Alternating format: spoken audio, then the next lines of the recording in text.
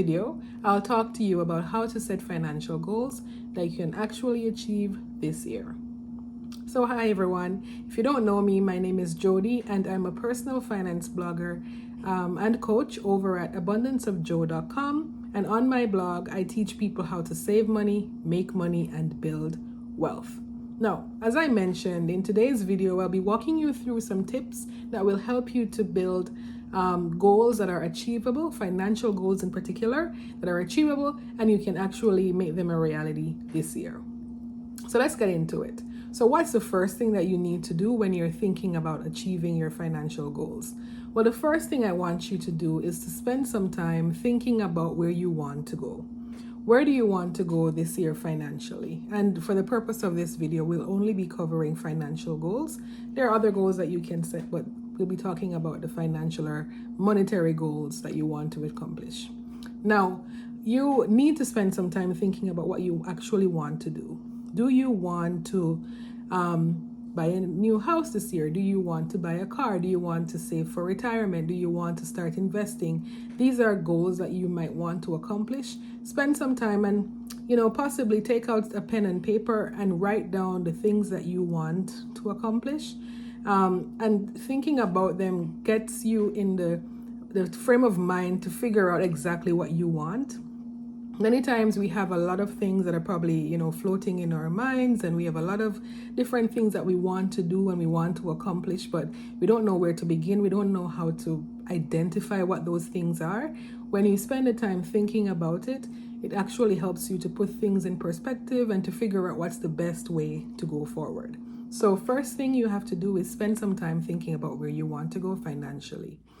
Second thing I would want you to focus on is actually writing down your goals. So I've read that when you write down your goals, they're actually more achievable, or you're more likely to accomplish them because you've actually written them down and you've put pen to paper, or if you use Excel or Word, Microsoft Word, you're actually documenting what you want to accomplish and what plans you want to achieve.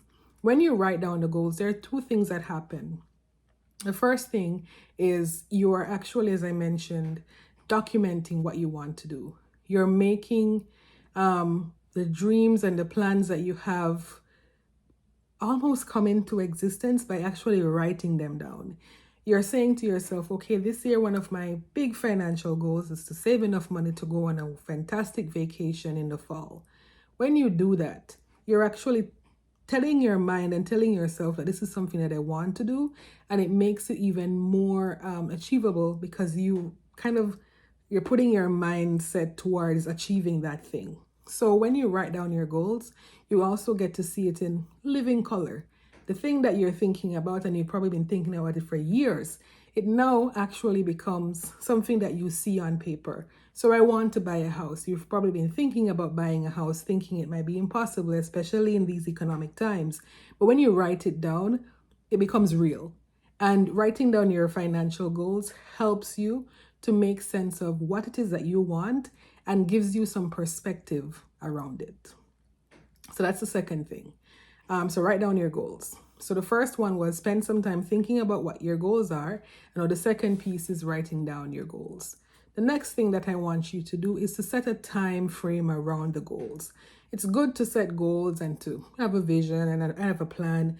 But when you set a time to it, you're setting yourself up to at least make a plan as to how you will accomplish it by that particular time frame. Now this one is kind of tricky because we live in a very it's a very interesting time. There is a lot of inflation. There's possibly an impending recession. There's a lot going on in our economic environment. So sometimes the time frame that you have might not possibly work because of other things that could come up in your life. But when you set a time to it, what it helps you to do is give you some form of structure around when you want these goals to be accomplished. And it also helps you to work towards a particular milestone and a particular time frame. So your goals could be very simple. One goal could be, I want to start investing this year. You've probably never invested. You don't know what it is. One way in which you could start to accomplish that goal is by actually writing in, buy a book on investing by March 20. when you do that, you're giving yourself this time frame to say, okay, I need to go to the bookstore, or I need to go on Amazon, and I need to purchase a book on investing. So I need to do some research. I could spend some time researching the different books that are out there and seeing the reviews and seeing what works for other people and looking for books that are easy to digest, easy to read. And then by March, you can say, okay, I found the perfect book. I'll be buying this book, and you'll meet your goals. So the simple things you can definitely set time frames around. There are some bigger things that might need a much longer time horizon, like buying a house. If you decide that you want to buy a house, you may need more time to come up with the down payment. So you kind of put a time frame around that. Okay, within the next 2 years, I'll have enough down payment to actually purchase the house, depending on what we see in the market. So there are these different things that you can do just to put a time frame around how you want to accomplish these goals, so that you're in a good position to actually accomplish them and make them come through. Now, the other thing that you will want to do is prioritize. So you may have multiple goals. When you write down your goals, as I mentioned in step 2, you probably realize that you have 15 goals, 15 financial goals that you want to accomplish this year. And they could be big goals, they could be small goals, they could be what we call like a medium goal, not too big, not too small, but it requires some work. In that sense, when you prioritize, it kind of helps you to get into a position of understanding what's most important and why it's important and when it's important. So when you look at the massive goals that you may have, you may only have 5. Even if you have a small number of goals, it's still good to put some form of priority against the ones that you think are the most important and the ones that you definitely know that you want to make happen this year. So if you realize that you are having issues with some of the goals because they might not be achievable this year, but maybe next year they can happen, then you look at the ones that are accomplished, that you can actually accomplish this year.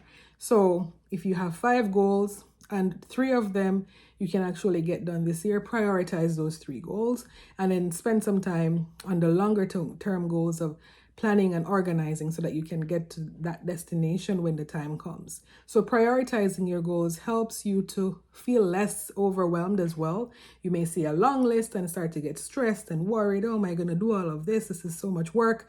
When you kind of put a priority around it, this is what I'm going to be focusing on for the first 4 months of the year. This is what I'll be focusing on towards the fall. This is what I'll be focusing on in the summer.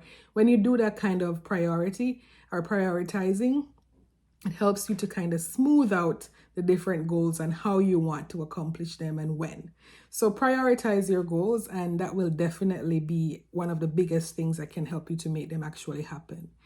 The next thing that I want you to do is actually take action. And after this, all the other steps that I'll be providing will be actionable steps, because we want you to accomplish these goals, not just write them down. We want them to actually happen. And by doing that, you need to ensure that you actually take some steps, some actions. So the first thing I want you to do, because most of these goals are financial goals, as I mentioned, we're discussing financial goals in this video. The first thing I want you to do is to put some milestones around the goals. So these are the different things that I want to accomplish by when. It also ties into prioritizing the goals. So the milestones help you to kind of put some structure around when you want them to be accomplished and helps you to track them. So put some milestones against the goals. Okay, I need to do this by this time. I need to meet with that person. I need to write by this book. I need to, call my bank and do this transaction. So do those kinds of milestones so that you kind of know where you're going to be tracking when you start to go through the goals and start to take action. So we have been focusing on financial goals. The biggest piece that I want you to take away from this is to actually talk to a financial professional. So there are many finance professionals out there. There are financial planners at your local bank or the bank that you're with.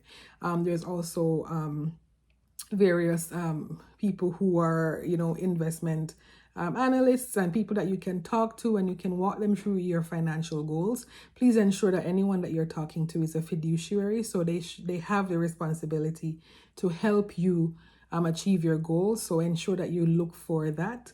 and then kind of walk them through what you want to accomplish, and then look at the financial products that they may have available. So talk to someone. When you do that, you get to hold yourself accountable and also have someone else tracking you along the way. And another thing that you could do along with talking to a financial professional is also talking to a personal finance coach. I provide for personal finance coaching. So that's one piece that you could also do as well. So focus on talking to someone so that you can get some coaching and some help along the way as you try to accomplish your financial goals.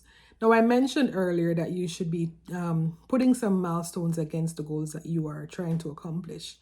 What this does is that it helps you in this next step that I'll be telling you about. It helps you to track your progress. So when you have your milestones, you can start tracking your progress, seeing where you are going along the journey, see where you are maybe behind, see where you are running ahead, so that you can have some sort of accomplishment along the way. 12 months is a long time and it runs very quickly. As you can see, 2022 just ended and it felt like it just started. But when you do that, you're able to put yourself in a good position to really be set up for success. So track your milestones. And then the last step that I have for you is this: keep going. You may find that along the way you start off very strong in January, but then by March you drop off. You start again in March, and by the summer you fall off. We're humans, and we also live in a very volatile world. There's a lot going on, but keep going. Brush those goals off. If you've, slacked off along the way, or things came up, because things can come up. There could be a death in the family. There could be an emergency situation.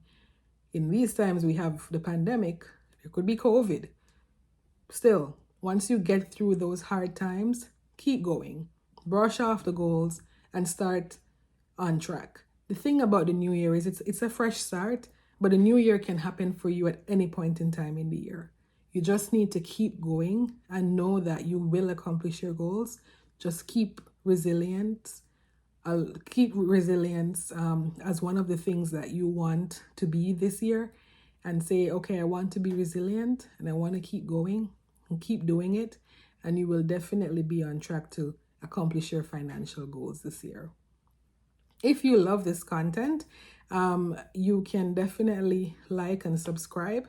You can also check out my blog at abundanceofjoe.com and learn more about personal finance tips. Things like how to save money, how to build wealth, how to pay off debt, and also how to invest and other financial information. Thank you so much for watching, and please share this video if you enjoyed it with your friends and family. And thank you again, and have a wonderful, wonderful year. I hope you accomplish your goals.